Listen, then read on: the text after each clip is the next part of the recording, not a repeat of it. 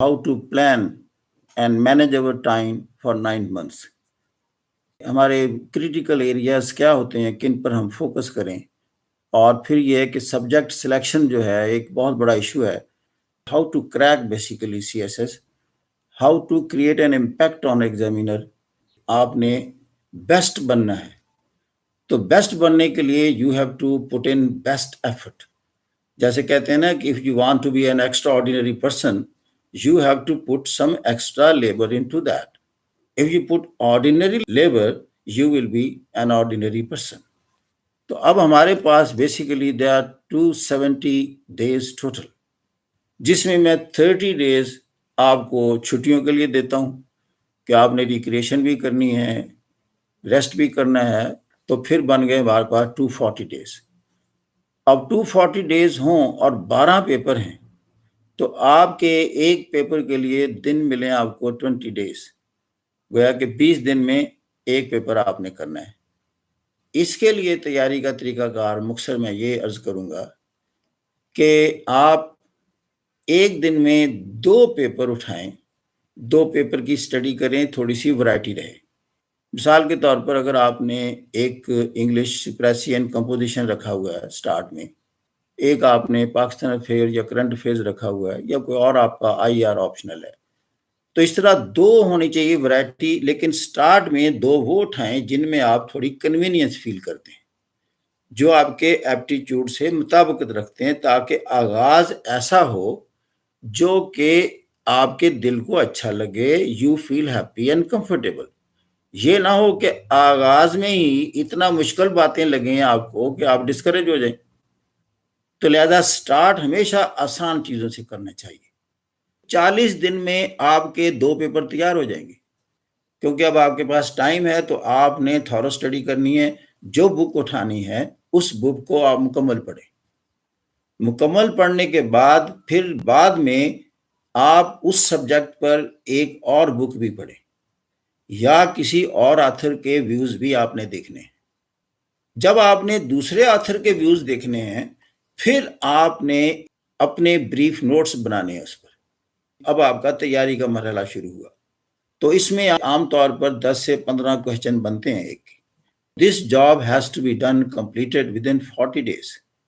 پہلے 40 days سب سے اہم ہے، اس لیے کہ جب 2 سبجیکٹ آپ کے تیار ہو گئے تو آپ کو ایک سینس آف اچیومنٹ ملے گی کہ میں نے یہ 2 سبجیکٹس مکمل تھورو اسٹڈی کے بعد تیار کر لیے اور اپنے نوٹس تیار کر لیے.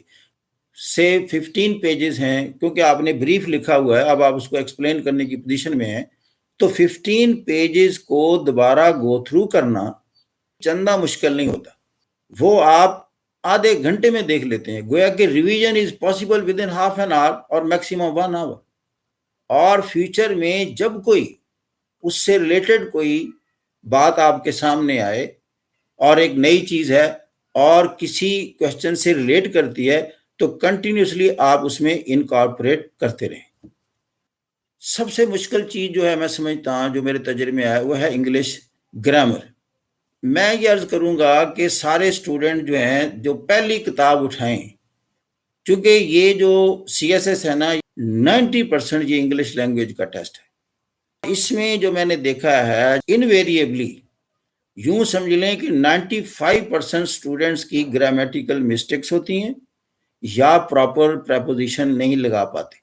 جو ایسے اور پریسی ہے یہ آپ 5 ماہ کے بعد اس کو ٹائم دیں، کیونکہ 5 ماہ کی سٹڈی کے بعد آپ کے پاس کافی ووکیبلری آ جائے گی، انگلش کی کمپریہنشن بیٹر ہونی شروع ہو جائے گی. پھر آپ نے پریسی اور ایسے پر جانا ہے، سٹارٹ میں نہیں جانا. سٹارٹ میں گو آن اسٹڈنگ تھنگس، تاکہ آپ کی جو سوچ ہے، مینٹل کینوس ہے، نالج کا ذخیرہ ہے، وہ چیزیں بڑھ جائیں، کافی ہو جائیں. پھر اگلی بات ہوتی ہے کہ بندہ چیزوں پر تبصرہ کرتا ہے. جب چیزیں جان جاتا ہے تو اچھا تبصرہ کرے گا نا. جیسے ابھی ایک اسٹوڈنٹ نے سوال کیا کہ how to break the question.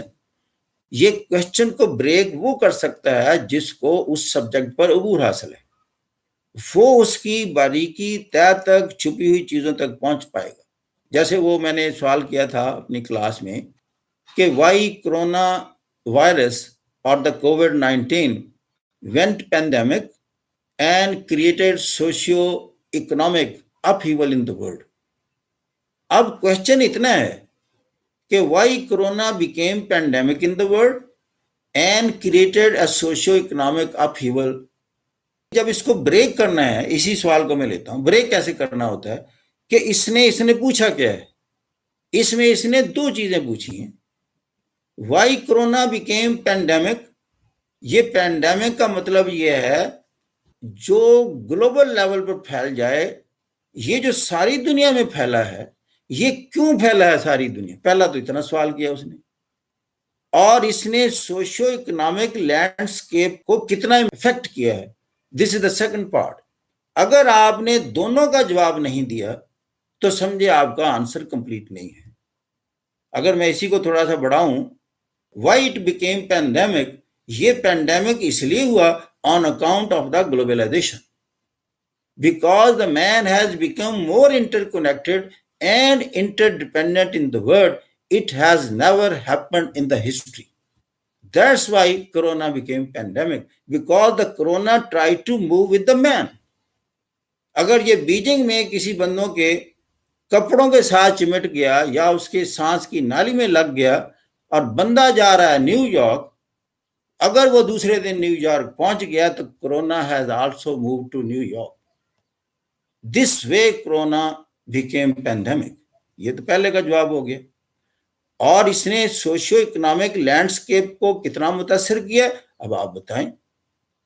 कि दुनिया की इकोनॉमीज नीचे चली गई, स्टॉक एक्सचेंजेस नीचे चले गए, ऑयल प्राइस क्रैश हुआ इसलिए कि एयरक्राफ्ट्स ग्राउंड हो गए, पब्लिक ट्रांसपोर्ट बंद होगी, बेशुमार चीजें इस तरह ब्रेक करते हैं. लेकिन ये ब्रेक वो कर पाएगा जिसको पहले सारा इल्म है कि पैंडेमिक कहते किसे हैं, ग्लोबलाइजेशन है क्या.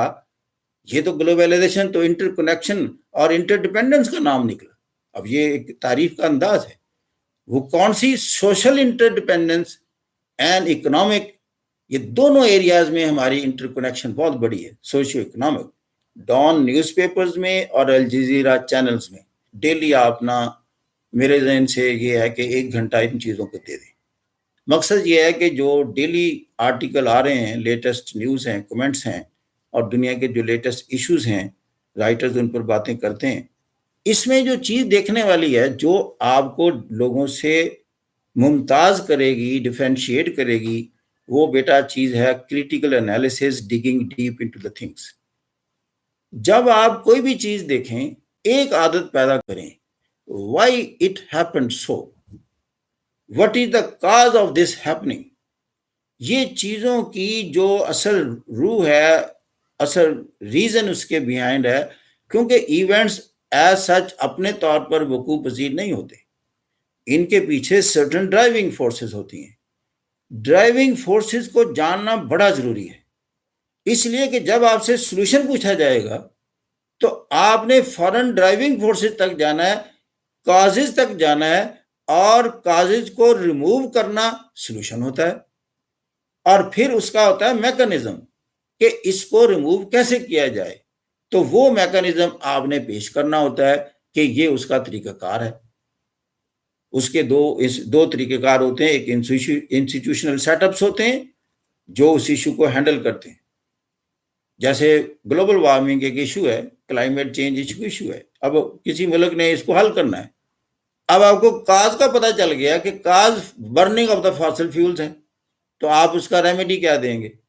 रेमेडी साहब देंगे, कहेंगे जी कि फॉसिल फ्यूल की बर्निंग कम की जाए, फॉसिल फ्यूल पर रिलायंस कम की जाए, और we have to switch over to the renewable resources. ये आपने बता दिया. तो if you are short of money and short of funds, तो फिर आप लॉन्ग टर्म प्लानिंग में जाते हैं, स्लोली स्टेडली आप एक पर से रिलायंस कम करते जाते हैं and switch over to the other one. इसीलिए जब चाइना को मजबूर किया गया कि since you are the largest emitters of CO2, तो उसने कहा मैं 2060 तक जीरो एमिशन तक जा सकता हूं. तो उसने गोया कि टाइम गेन किया. This is one way of handling a challenge. फिर आ जाता है जी सब्जेक्ट सिलेक्शन. इसमें देखो ना, 3 चीजें हैं जो आपके फैसला करने के लिए जरूरी हैं. पहली तो बात यह है कि सिलेक्ट करते हुए देखना है کہ آپ کا اس سبجیکٹ کے بارے میں بیک گراؤنڈ آلریڈی کوئی نالج ہے. اگر ہے تو that is the best choice for you. Number 2، آپ کا اگر بیک گراؤنڈ نالج نہیں ہے لیکن آپ کا ایپٹیچیوڈ ہے، ملان طبع ہے، پھر آپ اپنی ایپٹیچیوڈ کو ترجیح دیں. اس لیے کہ جب آپ ایپٹیچیوڈ کو فالو کریں گے یا ایپٹیچیوڈ کو سرو کریں گے اور سیٹسفائی کریں گے تو آپ ایک قسم کی ریلیکسیشن فیل کر رہے ہوتے ہیں، آپ کو ایک انجوائمنٹ کی سینس ہوتی ہے. دنیا میں کہتے ہیں نا یہ میرا مشغلہ ہے، ہابی ہے. ہابی میں کیوں نہیں تھکتا بندہ، حالانکہ وہ لیبر کر رہا ہے، محنت کر رہا ہے. Hobby is a job, hobby is a work. آپ کی مینٹل فزیکل انرجی انوالو ہوتی ہے، لیکن تھکتے کیوں نہیں ہے؟ کہ آپ کا دل لگا ہوا ہے. بلکہ کام کی تھکن اتارنی ہوتی ہے تو آپ ہابی میں چلے جاتے ہیں، حالانکہ آپ پھر کام میں مشغول ہو گئے ہیں، لیکن وہ ایسا کام ہے جو دل کی دنیا آباد کر رہا ہے. تو ایپٹیچیوڈ کو امپورٹنس دیں. اس کو میں یہ کہتا ہوں اپنے آپ کو امپورٹنس دینا سیکھیں. اپنے آپ سے میں بتاؤں محبت کریں، بہت زیادہ محبت کریں. اگر آپ نے گرو کرنا ہے، ڈیولپ کرنا ہے، آپ کی ذات کی پہچان ہم تب کہتے ہیں یہ معلوم کریں کہ آپ کا اندر کس چیز سے خوش ہوتا ہے. اور you start serving your inner and then you will be a happy entity in the world. پھر آپ کو چھوٹے موٹے مسائل اور تکلیفیں اور مسائل لگیں گے ہی نہیں. تو یہ چیزیں ہوتی ہیں کہ serve your aptitude, serve yourself, love yourself, respect yourself. There is nothing like you. The most important person on this globe is you. میں خود ہوں، یہ کہنا ہے. اور جب آپ اپنے آپ کو سرو کر رہے ہوں گے، آپ ڈیولپ کر رہے ہوں گے، گرو کر رہے ہوں گے. اور جب آپ ڈیولپ اور گرو کر جائیں آپ ڈسٹنگوش ہو جاتے ہیں، اور جب آپ ڈسٹنگوش ہو جاتے ہیں تو سوسائٹی آپ کو سلیکٹ کر لیتی ہے. تیسرا آپ کی کنسیڈریشن ہوتی ہے the subject should be scoring. پہلی تو بات یہ ہے کہ جو سبجیکٹ آپ نے سلیکٹ کیا دو پیمانوں پر، ایک تو بیک گراؤنڈ نالج ہے، دوسرا آپ کا ایپٹیچیوڈ ہے. میں آپ کو بتاؤں میری جان، وہ آپ کو نا سکورنگ بھی ہو جائے گا، چونکہ آپ نے اس میں مٹیریل ڈالا ہے، کانٹینٹ ڈالا ہے، رچ کانٹینٹ ڈالا ہے، اور بہت اچھا انالیسس کیا ہے. اس لیے کہ دل سے نکل رہی ہیں باتیں. بات کہتے ہیں نا جو دل سے نکلتی ہے اثر رکھتی ہے. تو لہذا وہ سکورنگ بھی ہو جائے گا. لیکن پھر بھی کہتے ہیں کہ کچھ ایک ایریاز ایسے ہیں جن میں سکور ملتا ہی کم ہے، اس لیے کہ اس میں آئیڈیلزم میں جانے کی گنجائش بہت ہوتی ہے. مثال کے طور پر انگلش لٹریچر کے بارے میں کہا گیا ہے کہ انگلش لٹریچر میں زیادہ مارکس نہیں ملتے. تو نہیں ملتے واقعی. اس لیے آپ دیکھیں کہ ایم اے انگلش لوگوں نے کیا ہوگا، بڑے کم فرسٹ ڈویژنر ہوں گے، باقی میں فرسٹ ڈویژن آسانی سے آ جائے گی. اس لیے کہ جو ہمارے سیٹ اپ ہے اس میں انہوں نے سکوپ بڑا رکھا ہوا ہے. آپ ٹرینڈ دیکھ سکتے ہیں، بعض کا ٹیمپریری ٹرینڈز بھی ہوتے ہیں. مثال کے طور پر کچھ سالوں میں آپ نے دیکھا آئی آر میں بڑے مارکس ملے، پنجابی میں بڑے ملے، اسلامیات بھی بڑے ملے. لیکن ایک سال ایسا ہے اسلامیات میں رگڑا لگ گیا، اچھا کسی اور سبجیکٹ میں رگڑا لگ گیا. تو پھر ہمارے ذہن میں آ جاتا ہے، کبھی ہم چھوڑتے ہیں کبھی رکھتے ہیں. تو اسی لیے میں نے اوپر والی دو چیزیں بیک گراؤنڈ نالج اور ایپٹیچیوڈ کو رکھا ہے. لیکن جن میں ٹرینڈ ہے ایف پی ایس سی کا بن گیا، مارکس کم آ رہے ہیں، اوکے لیو دیٹ. اب کچھ ایریاز ہیں تقریباً 7 ایریاز ایسے ہیں جو کہ آپ کے current affair, Pakistan affairs, international relations, political science میں اور ایسے میں کام آتے ہیں. یہ 7 ایریاز ان کو ہر شخص نے تیار کرنا ہے، اس لیے کہ ساری ورلڈ ان ایشوز کے گرد گھوم رہی ہے. مختلف انداز سے یہ ہمارے پیپرز میں آ چکے ہیں، اس سال آیا تو یہی اگلے سال آنے ہیں. اس لیے کہ یہ ایشوز دنیا سے ختم ہونے والے نہیں ہیں. اس لیے اس پر آپ عبور حاصل کریں، ان کو یوں بنائیں بہترین انداز سے کہ دس is there in the paper. پہلا ہے دنیا میں جینڈر اور فیمنزم. دیکھیں عورت ہمارا 50% ہے گلوب کا، اس پر ایک سوال بھی نہیں آئے گا، اس پر لازمی آتا ہے. اس لیے کہ دس از 50% آف دا گلوب. اور یہ سبجیکٹ ہے، مین ایشو نہیں ہے دنیا میں، اسٹیٹس ہے وہ مین ایشو ہے. اس لیے کہ رائٹس اس کے یوزرف ہوئے ہیں. آدمی نے تو کبھی پروٹیسٹ نہیں کیے، نہ کبھی الائنس نہیں بنایا کہ مجھے رائٹس دو. رائٹس عورت مانگتی ہے، اس لیے کہ عورت ماضی میں تاریخ میں اس کو ڈپرائیو رکھا گیا ہے. جیسے ووٹ دینے کا حق کی ہے، تو رائٹ ٹو ووٹ تو یہ یونائٹڈ اسٹیٹس 1920 میں دے رہا ہے. It means the women they have to launch a movement for that. Legacy کے مسائل ہیں، اس کو وراثت میں ڈپرائیو کیا جاتا ہے. مردوں کو نہیں یہ ایشو ہوا کہ ہمارے حصہ عورتیں لے گئی ہیں. ویسے اکا دکا کیس ہو سکتا ہے، کوئی شریف آدمی بہت ہی ہو بیچارہ تو اس کے حقوق جی عورت لے گئی ہے تو that will be a news. لیکن دوسری جو کامنلٹی ہے وہ ادروائز ہے.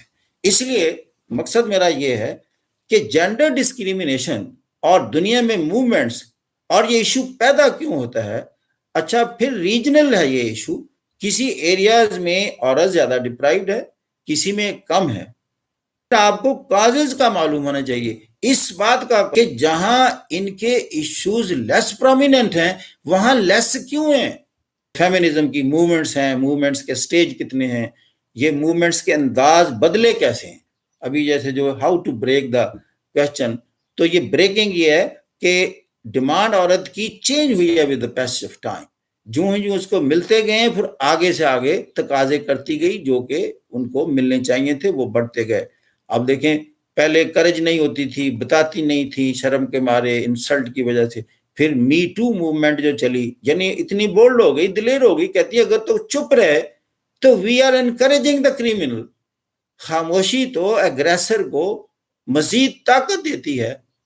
لیکن می ٹو موومنٹ کے پیچھے سائیکولوجیکل انالیسس کیا کریں، سوچا کریں، وائی کا آنسر ڈھونڈا کریں آلویز.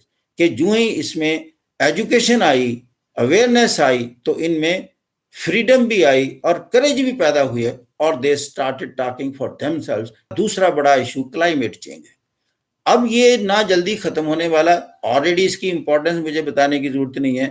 کیوٹو پروٹوکول سے لے کر یونائٹڈ نیشنز کی نیو یارک کی میٹنگ، تو آپ دیکھ رہا ہے کہ درمیان میں پیرس کلائمیٹ ڈیل اور پولینڈ کانفرنس، تو یہ ساری چیزیں بتاتی ہیں کہ یہ ورلڈ وائڈ بہت بڑا ایشو ہے. اس کو آل اینگل سے آپ تیار ہونا چاہیے، گلوبل وارمنگ اور کلائمیٹ چینج. تیسرا ہے دنیا میں لٹریسی ہے. یہ ڈائریکٹلی افیکٹ کرتی ہے ملک کی اکانومی کو، ڈیموکریٹک پرفارمنس کو، گڈ گورننس کو. ایون سوشل سٹیبلٹی پر افیکٹ کرتی ہے، کرائم پر افیکٹ کرتی ہے، وائلنس پر افیکٹ کرتی ہے، ایموشنلزم کو ٹارگٹ کرتی ہے. یہ ایجوکیشن اور literacy, and not only quantitatively but qualitatively as well. تو لہذا یہ بہت بڑا سبجیکٹ ہے. اس کے امپیکٹس کسی ملک کی ڈیموکریٹک پرفارمنس پر، کسی ملک کی سوشل سٹیبلٹی پر، کسی ملک کی نیشنل کوہیژن پر، اور کسی ملک کی اکنامک بلڈ اپ پر، اور دنیا میں ٹی این سیز کو اٹریکٹ کرنے کا ذریعہ اور سبب. کہ جو قوم جتنی سکلڈ پروفیشنلی ساؤنڈ ہوتی ہے اور سٹیبل ہوتی ہے، اتنے ہی T N Cs I mean the transnational corporation وہاں اٹریکٹ ہوتی ہیں. چوتھا پوائنٹ ہے اسلاموفوبیا اینڈ زینوفوبیا. اب یہ دنیا میں دیکھیں نیشنلسٹ موومنٹ ہیں، پاپولسٹ موومنٹ ہیں، یورپ میں آئیں، اور امیگرینٹس کے خلاف جذبات پیدا ہوئے.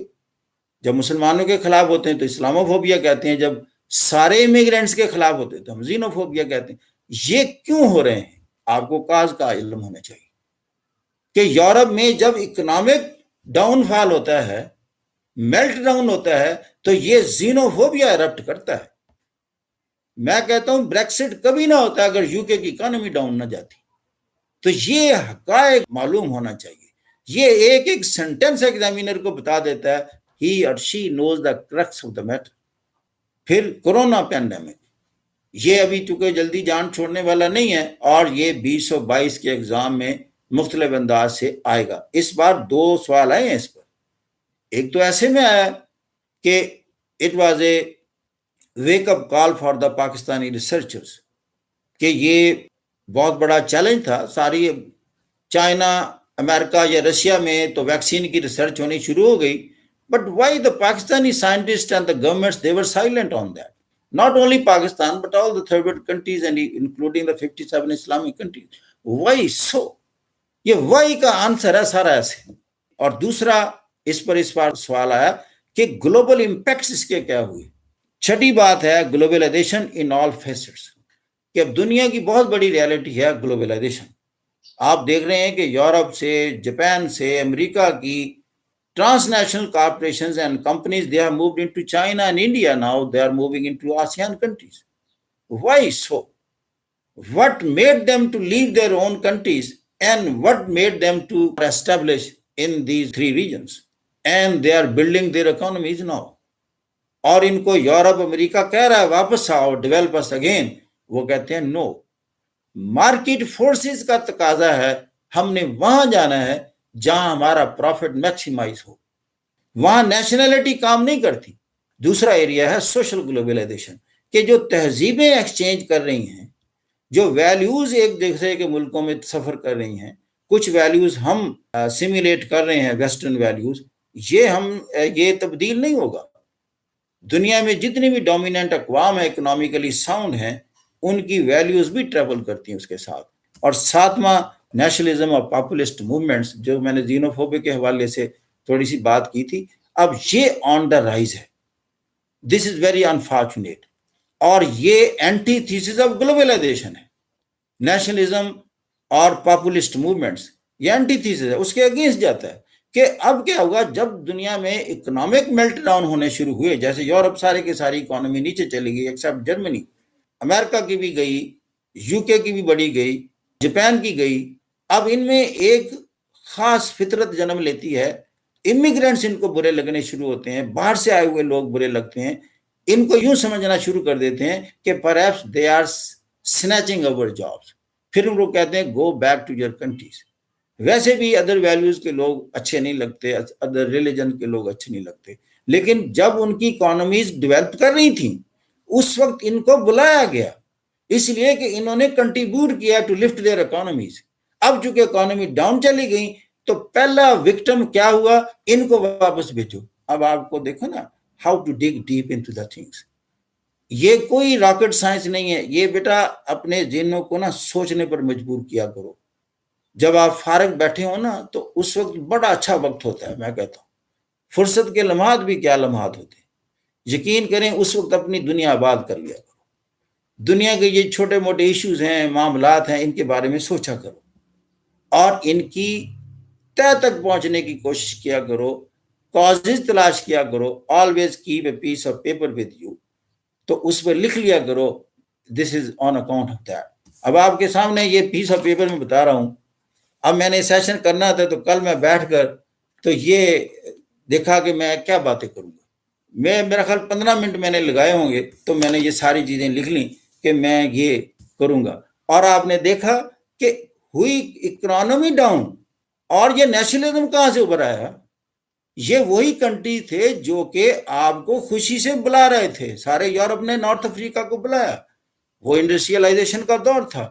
دنیا کی ساری مینوفیکچرنگ یورپ میں ہو رہی تھی. ان کو لیبر کی ضرورت تھی اور ان کے پاس انسفیشینٹ لیبر تھی. دے امپورٹڈ اٹ فرام افریقہ.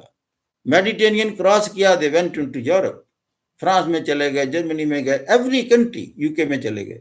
اس طرح امریکہ میں جب سافٹ ویئر بوم آیا، آئی مین مائکروسافٹ، فیس بک، گوگل، ان میں اتنا جاب کریٹ ہوا. American government and the people were unable to feed these newly emerged setups. باقی اس کے ساتھ چھوٹی چھوٹی چیزیں اور ہیں. ایک ہائیبریڈ وارفیئر ہے، 5th جنریشن وارفیئر بھی کہتے ہیں، یعنی نان کنونشنل ویپن کی جنگ. چونکہ آئندہ پھر اسی سے ریلیٹڈ سائبر اٹیکس ہیں. چونکہ اب یہ ڈیجیٹائزیشن بڑھ گئی، چپ کلچر آ گئی، ای کلچر آ گئی، تو اس سے ریلیٹڈ وارفیئر بھی آ گئی. اب یہ ملٹری سیٹ اپ میں جب چلی گئی تو پھر ہائیبریڈ وارفیئر بن گئی.